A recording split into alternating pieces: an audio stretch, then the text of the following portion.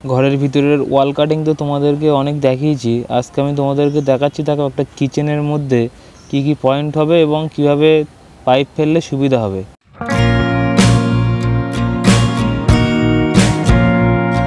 এই যে দেখতে পাচ্ছ এটা হলো আমাদের কিচেন এবং এটা একটা ডাইনিং প্যাসেজ মতন, মানে কিচেনের আগেই জায়গাটা আছে। এই যে দেখতে পাচ্ছ উপরে টোটাল 3টে পাইপ ফেলা আছে। 3টে পাইপের মধ্যে একটা পাইপ এসছে ডাইরেক্ট আমার এমসিবি বাক্স থেকে, এখানে কিন্তু নিয়ে এসছে একটা পাইপ, এবং আর যে 2টো পাইপ দেখছো তার মধ্যে একটা পাইপ কিন্তু আমার কিচেনের মধ্যে ঢুকে গিয়েছে, এই যে জায়গাটা দেখছো এখানে। এবং আর একটা পাইপ ঠিক তার উল্টো দেওয়ালে কিন্তু আমরা আর একটা পাইপ ফেলে দিয়েছি এই যে।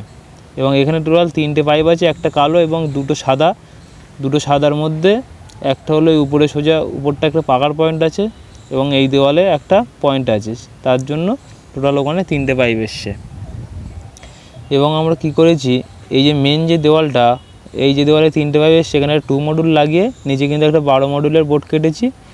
এবং রান্নাঘরের মধ্যে ঢুকেই এখানে এই যে উপরে ওয়ে লাগাবো, ওয়ের দিয়ে নিচে একটা 6 মডুল বোর্ড কেটেছি। এখানে হচ্ছে আমাদের গ্যাস টেবিলটা হবে বা টোটাল পাথরের টেবিলটা বসাবে, যেখানে আমাদের মিক্সচার মেশিন, ইন্ডাকশান, মাইক্রোওভেন চালানোর জন্য এখানে একটা বোর্ড করেছি।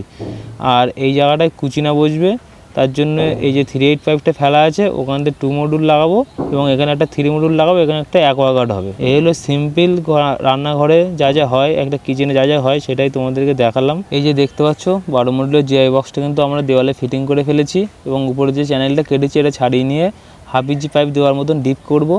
এবং এই যে রান্নাঘরের ভেতরে যে 6 মডুলের বোর্ডটা কথা বলেছিলাম সেটাও কিন্তু আমরা দেওয়ালে ঢুকিয়ে ফেলেছি।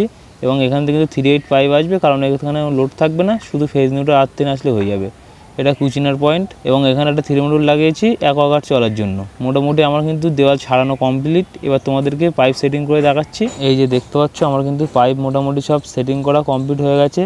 যেখানে যে পাইপ দরকার মেন বোর্ডে 1/2 ইঞ্চি পাইপ দিয়েছি এবং অন্য বোর্ডে 3/8 পাইপ দিয়েছি। মোটামুটি দেখতে পেলে যে কাজটা আমি কমপ্লিট করে দিয়েছি।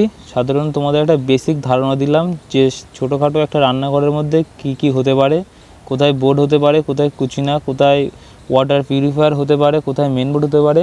সাধারণ তোমাদের একটা বেসিক ধারণা দেওয়ার চেষ্টা করলাম। আশা করি ভিডিওটা তোমাদের ভালো লেগেছে। যদি ভালো লাগে অবশ্যই ভিডিওটাতে একটা লাইক করবে, চ্যানেলটা সাবস্ক্রাইব করে বেল আইকনটি অল করে দেবে, যাতে এরকম ভিডিও চ্যানেলে আপলোড করার সঙ্গে সঙ্গে তোমাদের কাছে নোটিফিকেশন আমাদের পৌঁছে যায়। তাহলে চলো দেখা হচ্ছে পরবর্তী কোনো একটা ভিডিওতে।